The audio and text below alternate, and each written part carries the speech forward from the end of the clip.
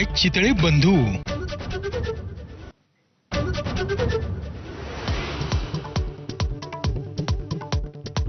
मराठीच्या मुद्द्यावरून मीरा रोडमध्ये निघालेल्या मोर्चात मनसे आणि ठाकरेंच्या शिवसेनेची एकजूट।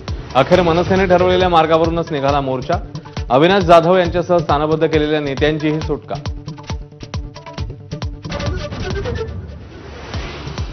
मोर्चामध्ये सहभागी होण्यासाठी गेलेले मंत्री सरनाईक यांना हुसकावून लावलं। 50 खोके एकदम ओकेच्या सरनाईकांसमोरच घोषणा। लोकांच्या रेट्यापुढे सरनाईकांची माघार।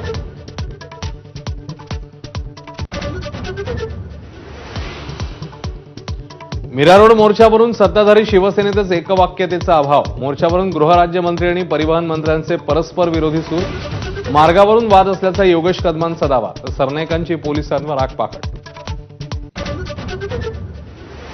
मनसेच्या मोर्चाला परवानगी नाकारण्यावरून मुख्यमंत्र्यांची राज्याच्या पोलीस महासंचालकांकडे तीव्र नाराजी।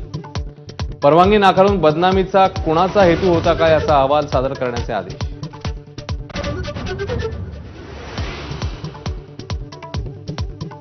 भाजप खासदार निशिकांत दुबेंचा पुन्हा एकदा ठाकरे बंधूंवर निशाणा। उद्धव ठाकरेंच्या एका नेत्याच्या मालमत्तेची माहिती देत केला भ्रष्टाचाराचा आरोप, तर राज ठाकरे गुंडशाही करत असल्याची टीका। विरोधी पक्षातील आमदारांचं सरन्यायाधीशांना निवेदन। विरोधी पक्षनेते पदाबाबत मागितली दाद। सरकार लोकशाहीची पायमल्ली करत असल्याचा विरोधकांचा आरोप। विधानसभेच्या विरोधी पक्षनेतेपदाच्या मुद्द्यावरून विरोधकांचा सभात्याग। विधान भवनाच्या पायऱ्यांवर सरकार विरोधात घोषणाबाजी। सरन्यायाधीश भूषण गवई यांचा विधिमंडळामध्ये सत्कार। मुख्यमंत्री फडणवीस यांच्याकडून गवईंबाबत गौरवोद्गार।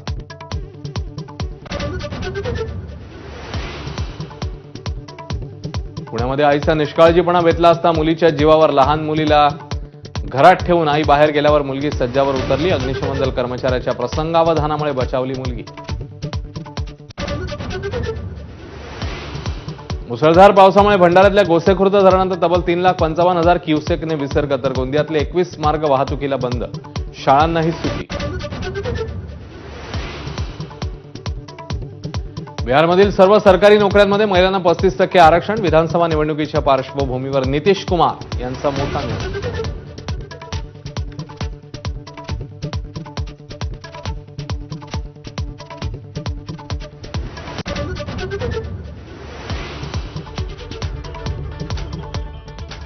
नमस्कार, मी अश्विन बापट।